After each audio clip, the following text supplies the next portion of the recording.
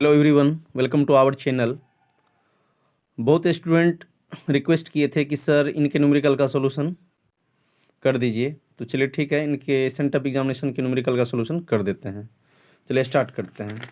तो सभी प्रश्न न्यूमेरिकल नहीं है, बट जितना भी है उनको सॉल्व कर देते हैं। तो पहला प्रश्न है 20 सेंटीमीटर फोकस दूरी के उत्तल लेंस की क्षमता होगी। तो पहला का सॉल्यूशन देख लेते हैं।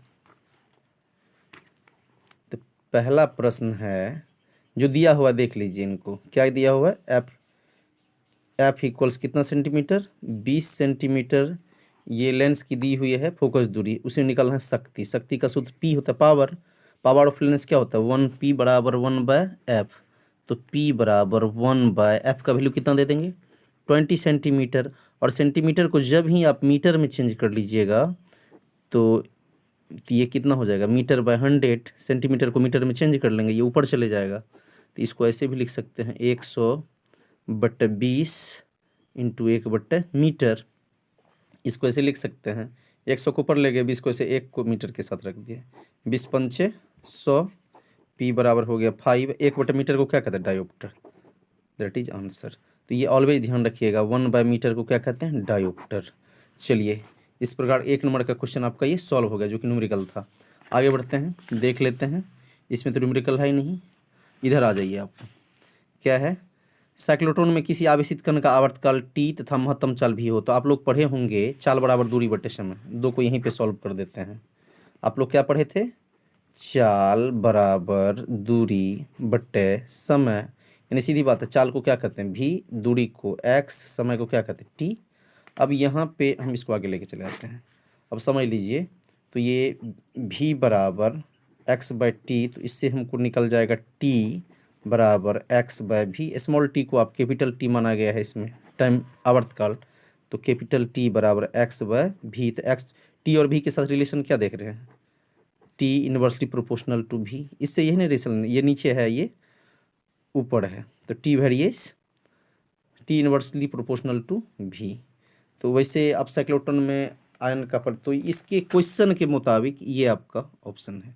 चलिए ये बन गया आपका।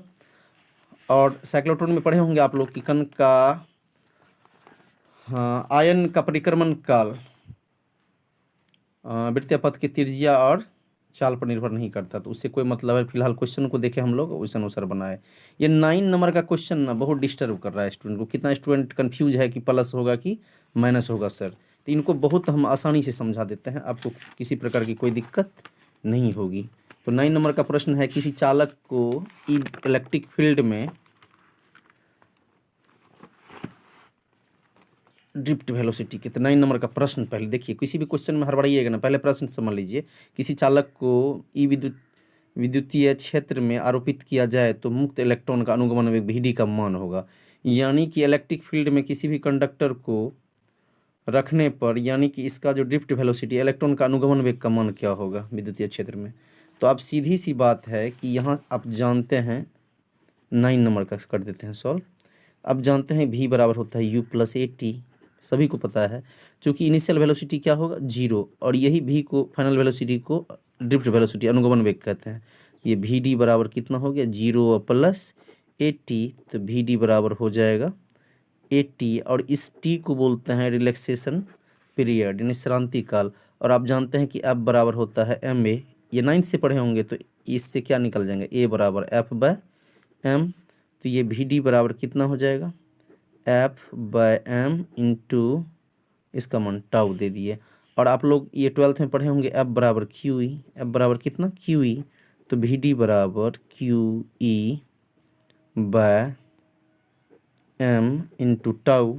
और ये भी पता है कि चार्ज के बदले में इलेक्ट्रॉन वर्क कर रहा था, q का मान स्मॉल e दे देंगे। तो vd बराबर स्मॉल e कैपिटल E टाउ/m। यहाँ अब ये कंडीशन आता है, इस कंडीशन को ऑलवेज आप ध्यान रखिएगा। कंडीशन ये है कि यदि किसी कंडक्टर में हम इलेक्ट्रिक फील्ड अप्लाई करते हैं तो जो इलेक्ट्रॉन का ये ड्रिफ्ट वेलोसिटी होती है, इलेक्ट्रॉन का ड्रिफ्ट वेलोसिटी वो इलेक्ट्रिक फील्ड के अपोजिट में होती है। इलेक्ट्रिक फील्ड के किस में होते हैं, अपोजिट में होते हैं। यानी इलेक्ट्रिक फील्ड जो है और ये ड्रिफ्ट वेलोसिटी ये अपोजिट वेक्टर्स हैं। तो इसको वेक्टर फॉर्म में लिखेंगे तो इसको पॉजिटिव लिखना पड़ेगा और इनको क्या लिखना पड़ेगा negative. That becomes in the vector form, in the vector form. तो वेक्टर फॉर्म में वी डी वेक्टर बराबर, इसको पॉजिटिव ले लिए हैं तो इस ई को क्या लेंगे, निगेटिव। यहाँ पे ध्यान दीजिए, यही आपका समझ लीजिए। तो वेक्टर फॉर्म में वी डी को पॉजिटिव और ई को क्या लेते हैं, निगेटिव। तो निगेटिव को पहले हम लिख देते हैं, या ऐसे होगा minus E vector into tau by M. इसको यदि आप सॉल्व कीजिएगा तो यहीं पे सॉल्व करके हम लिख देते हैं, ये वी डी वेक्टर बराबर, ई माइनस को पहले लिख लेते हैं, minus small E capital E tau by M. यही आपका आंसर है फाइनल, क्योंकि इसमें माइनस होता है। क्या होता है, माइनस। यहाँ से सॉल्व कीजिएगा ना तो ये आ जाएगा आपका। इस प्रकार इसको हम सॉल्व कर दिए। ठीक है, आगे बढ़ लेते हैं। हाँ, 12 नंबर का प्रश्न है, एक तार का प्रतिरोध आर है, यदि इसे खींचकर व्यास आधा कर दिया जाए तो तार का प्रतिरोध होगा।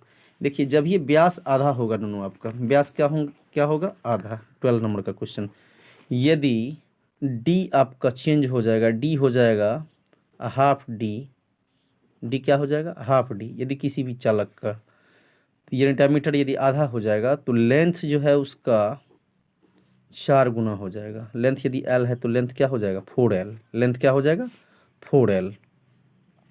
अब देखिए, न्यू रेसिस्टेंस बराबर जानते हैं कि आर न्यू बराबर, न्यू रेसिस्टेंस बराबर होता है एन स्क्वायर आर। ये एन का मान यहाँ पे 4 है, एन का मान 4 है, यानी इसके लिए रेसिस्टेंस है आर न्यू और इसके लिए रेसिस्टेंस क्या है, आर। तो आर न्यू का सूत्र होता है एन स्क्वायर, एन का मान ये वाला है, 4 रखेंगे तो 4 का square into R, that becomes 4 का स्क्वायर कितना, इसी को एन कहते हैं, इस 16 दैट इज आंसर। अब देखते हैं नेक्स्ट क्वेश्चन। हाँ, इलेक्ट्रॉन का विशिष्ट आवेश होता है, 14 नंबर का प्रश्न है, इलेक्ट्रॉन का विशिष्ट आवेश। तो इलेक्ट्रॉन का विशिष्ट आवेश कहते हैं किसको, ई बटे एम ई को कहते हैं इलेक्ट्रॉन का विशिष्ट आवेश। तो ई का वैल्यू कितना होता है, 1.6 multiply 10 to the power -19 coulomb, और मास ऑफ इलेक्ट्रॉन कितना होता है, 9.1 multiply 10 to the power -31 kg। और इसी को सॉल्व कर लीजिएगा तो ये आपका इतना आ जाएगा, इसको सॉल्व कीजिएगा ना तो 1.8 multiply 10 to the power 11 coulomb बटे kg, ये आंसर आ जाएगा इसको सॉल्व करने पर। ठीक है, तो ये भी आगे आपका बन गया। आगे बढ़ें, चलिए ठीक है, आगे बढ़ जाते हैं। आगे बढ़ने के बाद 16 नंबर का आप न्यूमेरिकल टर्म में समझ सकते हैं। कितने नंबर का, 16 नंबर का। 16 नंबर में क्या है, वायु में स्थित इकाई धन आवेश से निकलने वाले संपूर्ण विद्युत फ्लक्स होगा। इसमें बहुत स्टूडेंट कन्फ्यूज रहे थे, कन्फ्यूज नहीं रहना है, तो इसको ऐसे समझ सकते हैं। 16 नंबर का प्रश्न, कितना नंबर का, देख लीजिए प्रश्न को, 16 नंबर का प्रश्न है ये। तो 16 नंबर के प्रश्न में आप देख सकते हैं। तो सीधा जान लीजिए कि यहाँ पे कोई 1 कूलम चार्ज है, 1 कूलम क्या है, कोई चार्ज है, जो कि ऐसे कर लेते हैं, वायु में स्थित है। आप लोग गॉसेस फर्स्ट थ्योरम पढ़े होंगे। ये 1 कूलम है, तो गिवन क्यू बराबर कितना कूलम, 1 कूलम। आप electric plus Gauss's first theorem से क्या जानते हैं, फाई बराबर क्यू बट्टा इप्सिलॉन नॉट। तो क्यू का मान कितना दे देंगे, 1। क्या दे देंगे, चूंकि एकांक है तो 1 देंगे, यूनिट नहीं देंगे, 1 बाय इप्सिलॉन नॉट। और फाई ई बराबर 1 बटे इप्सिलॉन नॉट को लिख सकते हैं इप्सिलॉन नॉट इनवर्स। ये भी आंसर सत्य है, ये भी आंसर, ये ऑप्शन है तो ये ऑप्शन है आपका। इस प्रकार 16 बन गया आपका। 17 नंबर का प्रश्न, इसमें बहुत सारे स्टूडेंट बोलते हैं कि सर शॉर्ट कोई मेथड बताइए। शॉर्ट मेथड भी आप जनरेट कर सकते हैं। तो 64 समरूप बूंदें जिनमें प्रत्येक की धारिता 5 माइक्रोफैराड है मिलकर एक बड़ा बूंद बनाते हैं। बड़े बूंद की धारिता क्या होगी। तो सबसे पहले यदि आप एक चीज फार्मूला ध्यान दीजिएगा 17 नंबर में, गिवन एन का मान दिया हुआ है 64 और capacitance of A small drop SD कितना दिया हुआ है, 5 माइक्रोफैराड। एक सूत्र होता है capacitance of big drop equals n to the power 3/2 कर लेंगे into capacitance of small drop. n का मान कितना है, यहाँ पे a 1/3 कर देते हैं हम लोग, 1/3 होता है। Capacitance of big drop equals n to the power 1/3 capacitance of small drop. n का वैल्यू कितना है, 64। तो 64 whole to the power 1/3 capacitance of small drop. तो ये 64 को कितना लिखेंगे, 16 को 4 power 3 1/3 capacitance of small drop 5 micro farad. अब देखिए 3 कैंसिल आउट, तो 4 × 5 micro farad, that becomes 20 micro farad. ये ऑलवेज इस सूत्र को हरदम ध्यान रखिएगा। फिर से मैं लिख देता हूँ सूत्र को, capacitance of big drop equals n⁻³ capacitance of small drop. चलिए नेक्स्ट क्वेश्चन देख लेते हैं। अब जो आपका प्रश्न है 18 नंबर का है, 6 माइक्रोफैराड धारिता के 3 संधारित्र उपलब्ध, इनके द्वारा प्राप्त न्यूनतम तथा अधिकतम धारिता होगी। इस प्रश्न को आप इजी वे में भी सॉल्व कर सकते हैं। तो सबसे पहली बात 18 नंबर में क्या कहता है, पहले सीरीज में जोड़ लीजिए फिर पैरेलल जोड़ते हैं। तो सीरीज में क्या होता है, जोड़ने पर 1/CEQ बराबर 1/C1 plus 1/C2 plus 1/C3 और सभी का मान क्या है, 6 है। तो 1/CEQ बराबर 1/6 1/6 प्लस 1/6 1/CEQ बराबर, इसको सॉल्व कीजिएगा 3/6। तो यानी ये फाइनल क्या हो जाएगा, CEQ बराबर 2, इसमें आया 2 और पैरेलल में CEQ बराबर C1 plus C2 plus C3। तो ये कितना हो जाएगा, CEQ बराबर 2, ये 6 प्लस 6 प्लस 6, CEQ बराबर कितना है 18। इस प्रकार इसका पेयर क्या बन रहा है, 2 और किसका, 18 का। देख लीजिए आंसर, 2 और कितना है 18। तो इस प्रकार ये आपका सॉल्व हो गया ये। फिर आगे बढ़ जाते हैं। आगे बढ़ने के बाद तो आ ही गए, हाँ ये वाला है फिर एक 23 नंबर का प्रश्न। 23 नंबर में क्या कह रहा है कि लेंस के पदार्थ का अपवर्तनांक होगा, ये एक 1.5 है। तो वक्रता त्रिज्या दिया हुआ है R, तो वक्रता त्रिज्या R दिया हुआ है। तो 23 नंबर में ऐसे समझ लीजिए, यहाँ पे एक कंडीशन है, एक वक्रता त्रिज्या पॉजिटिव लेंगे तो दूसरे को क्या लेना पड़ेगा, नेगेटिव।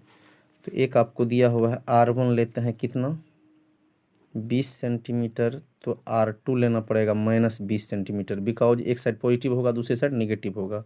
और F का वैल्यू कितना दिया है, 1, N का वैल्यू दिया हुआ है, N का वैल्यू 1.5 दिया हुआ है। और हमको निकालना क्या है, F बराबर 5। तो सूत्र क्या होता है, 1/F बराबर N-1 into 1/R1 minus 1/R2। तो 1/F बराबर N का मान 1.5 माइनस 1 इंटू 1/20 माइनस ई होगा -20। तो माइनस माइनस क्या हो जाएगा, प्लस।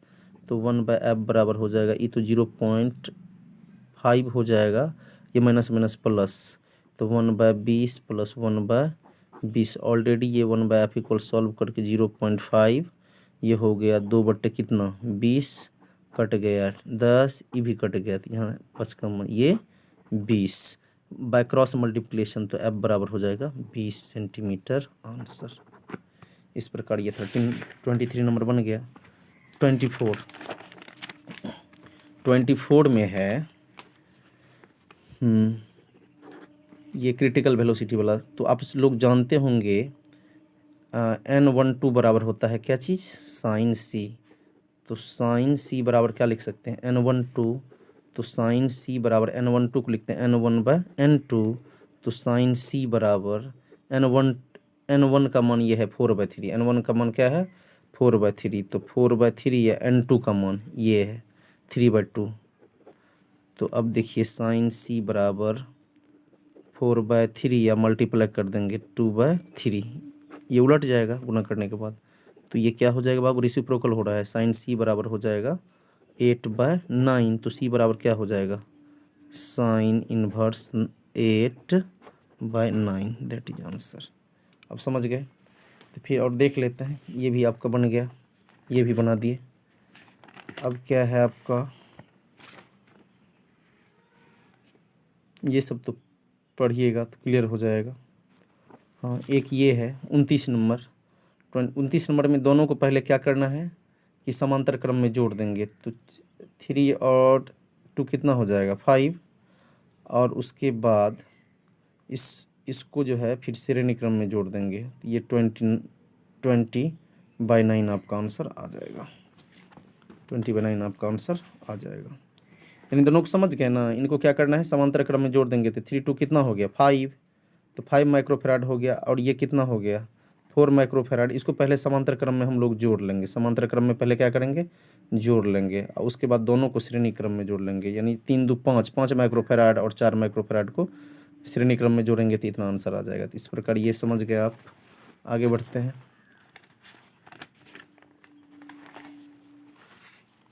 उसके बाद आपका ये आ जाता है।